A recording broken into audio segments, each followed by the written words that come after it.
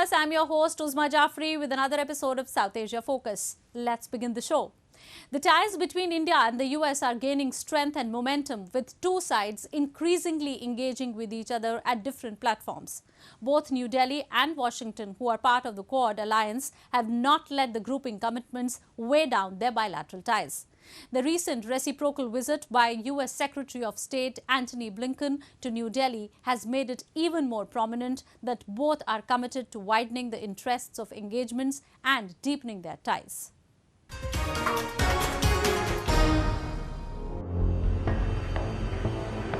An upswing in the trajectory of Indo-US bilateral ties is changing the dynamics of both South Asian and Indo-Pacific geopolitics. With key focus on integrated fight against the COVID, creation of a smooth, multi-player supply chain, and boosting of trade relations between the two sides, US Secretary of State Antony Blinken and Indian Foreign Minister S. Jaishankar held wide-ranging talks over a host of bilateral and global issues. While both sides plan to further strengthen their trade ties that have picked momentum in the past decade, Washington has also been striving to ramp up its arms sales in India, which has so far been neutral in choosing its manufacturing units. The two sides have also come closer on the backdrop of growing aggression of China in the Indo-Pacific, deteriorating situation in Afghanistan, and increasing proximity between Islamabad and Beijing that has been feared as potentially destabilizing by experts. There is a greater imperative than ever, I think, on cooperation, coordination, collaboration among countries, especially among countries who share basic perspectives, basic values, and basic interests. And that is certainly the case with the United States and India. While the grouping of US and India along with Japan and Australia has emerged as a challenge to China's imperialistic designs, both New Delhi and Washington have maintained that their objective is to ensure a free and safe Indo-Pacific and nothing more. And while China has ridiculed the Quad, saying it was a headline-grabbing idea that would dissipate like the sea foam in the Pacific or Indian Ocean, it has now acknowledged its assertive nature, with its stance urging countries to refrain from forming close and exclusive cliques. India, on the other side, maintains that its only agenda is to secure its own borders and see a stabilized and peaceful region. Peace and prosperity in the Indo-Pacific is as important for both of us as democratic stability in Afghanistan. Deepening the Quad as a collaborative platform is in our mutual interest, and we must work together even more closely on key contemporary challenges like terrorism, climate change, pandemics, and resilient supply chains. Blinken also held talks with representatives of Tibetan government in exile. Lately, the US has acknowledged and backed the Tibetan demand for freedom from the clutches of China. A few weeks back, the US Congress passed the Tibet Policy and Support Act, which calls for the rights of Tibetans to choose the successor to the Dalai Lama and the establishment of a US consulate in the Tibetan capital, Lhasa. Much to the frustration of China, the US stance has been strengthened by Beijing's consistently declining human rights record. Tibetans believe that India and the US can jointly oppose China.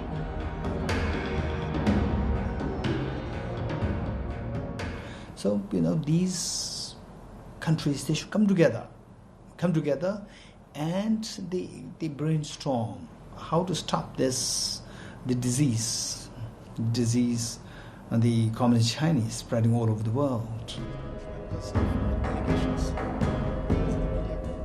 Experts say it is incumbent upon the US and India, for being two of the biggest democracies of the world, to play a key role in setting the global order.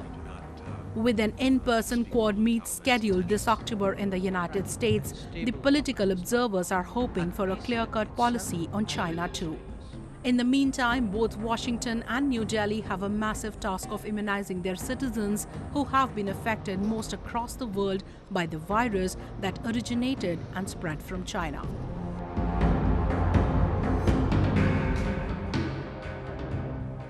Moving on. Massive protests erupted in Pakistan-occupied Kashmir after Pakistan's ruling party PTI emerged victorious in the assembly elections that were marred with violence and the allegations of pre-poll rigging. The locals have rejected the results, saying the army, through its massive troops deployment, manipulated the entire democratic exercise and conducted a poll where the results were predetermined.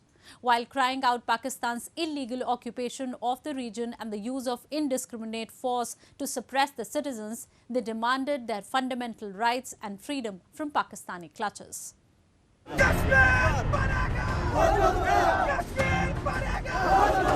Burning tires, sloganeering mob, fist fights and skirmishes.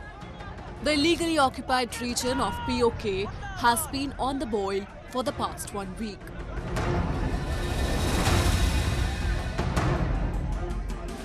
Reason: Pakistan Prime Minister Imran Khan and his party Pakistan Tehreek-e-Insaf or PTI, which Kashmiri people accuse of pre-poll rigging and electorate manipulation.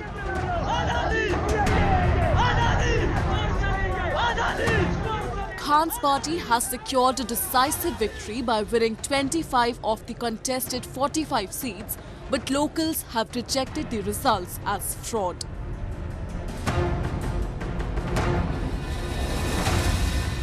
The region went to polls on 25th July and disturbing scenes started surfacing as soon as the voting commenced.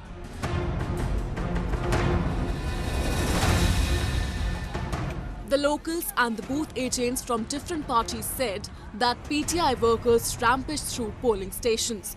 They threatened them, assaulted them and threw them out of the polling premises when they resisted.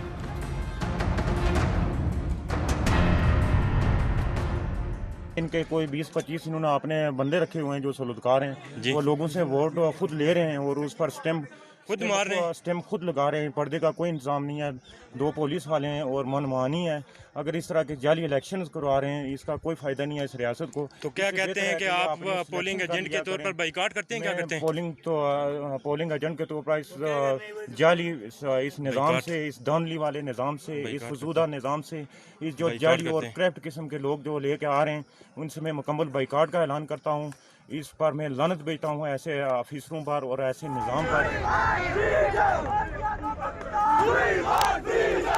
The Islamabad version describes this region as an autonomous territory with all political and administrative decision-making in the hands of people chosen by the locals. The reality, however, reeks of decades of iron fist control by Islamabad, with human rights situation recording a continuous decline.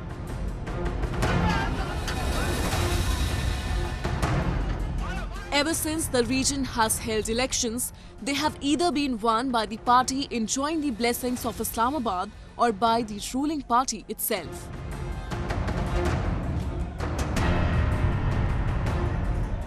Shabir Chaudhry, an exiled Kashmiri activist living in London, says Pakistan cannot be trusted for even little welfare of Kashmiris. According to him, the elections in the region are held to mislead the international community. He accuses Pakistan of cheating even during its rigging drive. ये जो election है ये भी fake है, ये जो leadership है ये भी फेक है, ये जो नाराबाजी है ये भी फेक है और इस सब कुछ होने के बाद जो सितम ज़रीफ़ी ये है कि सुनना है कि जो रकम तकसीम की गई है लोगों को ख़रीदने के लिए वो भी फेक निकली। रात के अंधेरे में जो पैसे दिए गए जब लोगों ने देखा रोशनी में तो वो नोट असली नहीं थे। हर जगह जालसाजी, हर जगह धोखा, हर जगह फ्रॉड। कश्मीरी जम्मू कश्मीर के लोगों के साथ ये पहली बार नहीं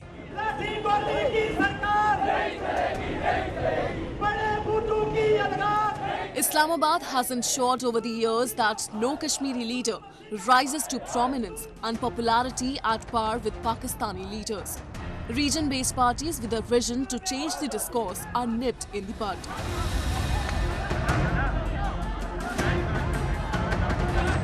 They install a stooge who simply obeys instructions that are passed from either of Islamabad or the general headquarters, Rawalpindi.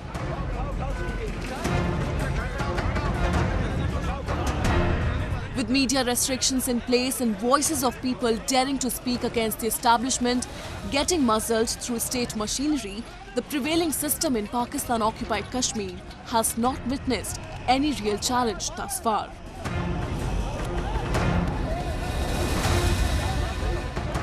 But with people determined to take it to another level this time for their own and their families' rights, there could be a little light emerging at the end of the tunnel.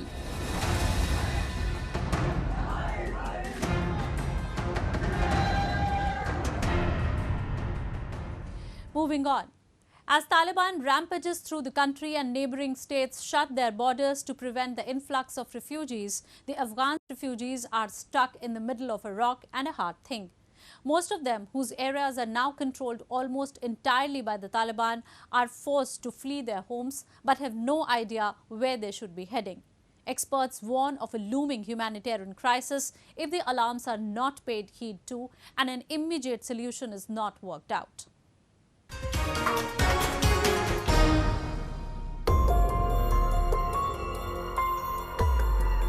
Turkey has taken a moral high ground and has been urging the US and other world leaders to stand up for Afghanistan, but is denying them access to their territory.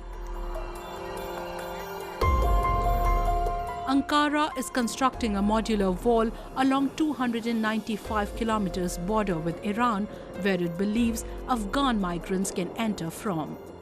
64-kilometer long section of the wall will be completed by the end of this year. Foreign ministers from Turkey, Afghanistan and Iran had earlier discussed cooperation on security, energy and migration, but no specific mechanism has yet been finalized. And this has barricaded entry of scores who have already left their homes and cannot return, for they fear they will be the first target of Taliban now. Bölgemizde kesinlikle bu an içinde gezen göçmenlere, düzensiz göçmenlere müsaade edilmekte, onlar hakkında işlem yapılmakta ve son zamanda özellikle jandarma ve polisimiz bu şok evleri dediğimiz şeylerin saklandığı, düzensiz göçmenlerin kaçakçılar tarafından saklandığı yerler takip edilmekte ve bunların büyük bir kısmı yıkıldı. Taliban, which is on a territory capturing spree, has urged youths of the country to pick arms against the Kabul establishment, which has ramped up its operations against the insurgents. And with over 95% US troops gone, the Taliban have sniffed an opportunity of ruling the country once again. Experts have speculated that the Taliban will capture the entire country in 6 months of US departure. The pace of their current progress can make it happen even before that. Çalışmaya geldim abi. Para yoktur Afganistan'da. Talibanlar vardır. Silah veriyorlar ya. Savaşın diye. Ondan kaçarak geldik. Savaştan kaçıyorsunuz değil? Evet abi. Yürüyerek geldik buraya. Çalışmaya İstanbul'a. Çobancılık bir şey. Afganistan'da Taliban vardır. Çok ne alıyordur bize abi onlar. A growing Taliban offensive has also prompted an overwhelming intrastate migration of people within Afghanistan.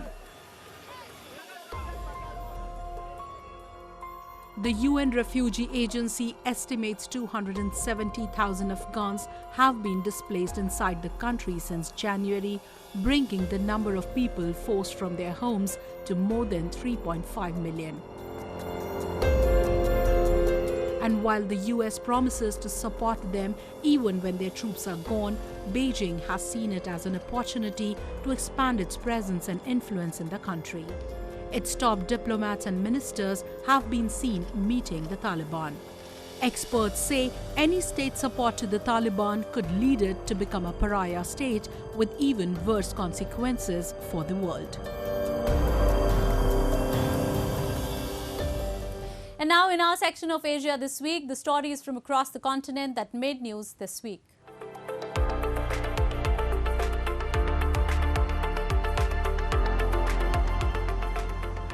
Bangkok plans to create 240 beds for coronavirus patients with mild symptoms by turning train carriages into an isolation center. It comes as daily reported cases in the capital continue to generally trend upwards, according to government data, placing a strain on medical facilities.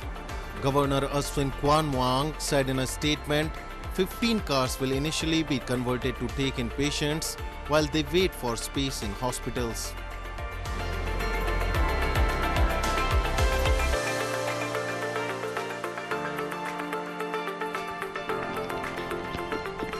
Heavy monsoon rains triggered flooding in refugee camps in southern Bangladesh. Video posted on social media showed submerged areas of Bangladesh's Cox's Bazar and residents wading through the flood waters. Nearly 1 million Rohingya live in crowded camps in border district of Cox's Bazar, the world's largest refugee settlement after fleeing a military crackdown in neighboring Myanmar in 2017. The Bangladesh Weather Office said it expected heavy rains to continue for next few days. Rohingya refugees mostly live in shacks made of bamboo and plastic sheets that cling to steep, bare hills, and flooding has further worsened their living conditions.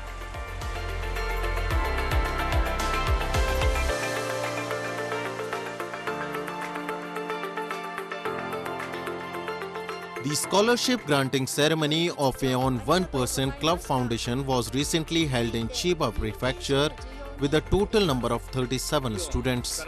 The Aeon Scholarship is an allowance-based scholarship for university students in various Asian countries and self-financed Asian students studying in Japan. Students can get financial support for 2 years, grants in university classes fee and lodging expenses. A total of 14 universities are accepting this scholarship. The project was started in the year 2006 with the hope that scholarship recipients will play an active role in connecting their home countries with Japan via excelling in their respective fields.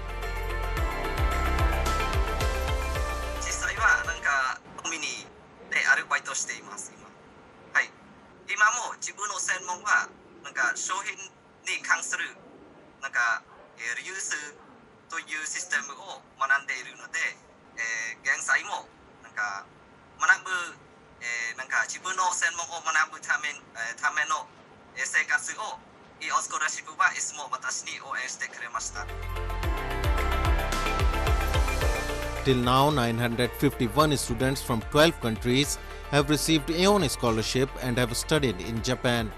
The principle of Aeon is to establish a global circle and develop budding talents that can perform globally.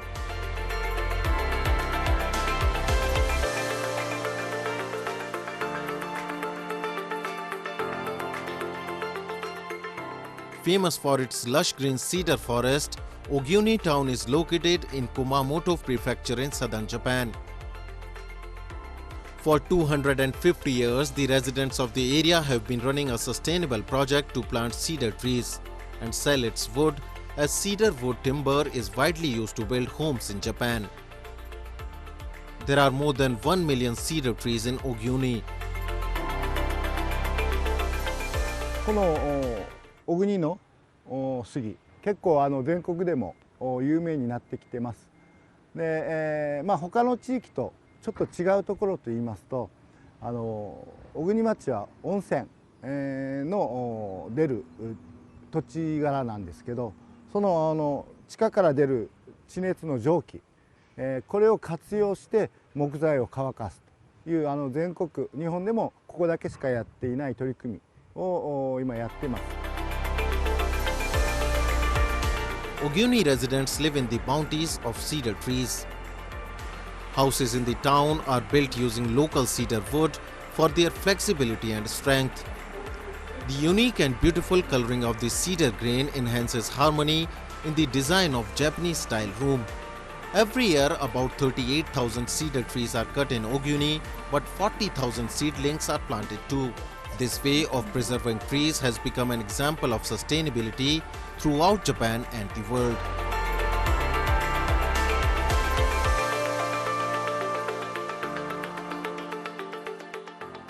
In our cultural section of South Asia Focus, we take a look at the auspicious month of Shravan. Shravan is a holy month where devotees seek the blessing of Lord Shiva. It is performed by both married and unmarried women for the well-being of their family members. Devotees in various Indian temple towns took holy dips and thronged Shiva temples to offer prayers on the first Monday of Shravan. A large number of Hindu devotees visited the temples of Lord Shiva across India to mark the first Monday of the month-long auspicious Shravan or monsoon festival. Shravan is a holy month which is dedicated to Lord Shiva. On the occasion, devotees in Hindu pilgrimage cities of Prayagraj and Varanasi took holy dips in Ganges river and offered prayers, milk, water and wood apple leaves or bel patra to Lord Shiva. It is believed that anyone who worships Lord Shiva with whole heart in Shravan month gets all their wishes fulfilled. Shravan का महत्व यह है कि पूरा महीना ये बाबा विश्वनाथ और बाबा शिव शंकर के नाम पे जाता है। हर दिन यहाँ पे शुभ माना जाता है और विशेषकर हर जगह पे जहाँ भी शिवलिंग है उन सभी जगहों पे ये आज के दिन बहुत ज़्यादा मान्यता रहती है कि पहला सोमवार है, एक बार जरूर दर्शन कर लें। बाकी ये पूरे 300 दिन जितने दिन सावन है हमारा, हर दिन दर्शन के लिए श्रद्धालु रोज आपको इतने दिखेंगे। A Shravan month Monday is considered to be one of the most auspicious days as per Hindu almanac. Many disciples observe fast on this day and pray to the Shivling every day. While some take single meal during the day, others skip grain and just take fruits. Unmarried women observe fast to receive Shiva's blessing in finding a suitable spouse. सावन का सोमवार का व्रत कुछ ऐसा कहते हैं कि आप अच्छे पति के लिए रखते हैं। कोविड लगा हुआ है लेकिन फिर भी बहुत भीड़ है, रात से ही काफ़ी भीड़ है यहाँ पर। The month of Shravan is also associated with swings, popularly known as Jhula, which has a special place in Indian celebrations. Deities are portrayed sitting on decorated swings during rituals. To celebrate this month-long festival, women buy green bangles and apply henna on their hands. According to legends mentioned in Hindu Veds and Purans, Shravan has a special relevance to Lord Shiva and his spouse goddess Parvati, and it is believed that worshipping them in this month will help devotees attain salvation or moksha. Various festivals like Nag Panchami, Shravani Purnima, Vara Lakshmi Vrat, Govatsa, Raksha Bandhan, Rishi Panchami are also celebrated in this auspicious month, making it the most blissful month of the year. Shravan is the fifth holy month and Shravani fair begins on Shravan Amavasya, the no moon day of the month, and ends on Shravan Purnima, full moon day of the month. With that, we come to the end of this week's episode. See you next week. Goodbye and take care.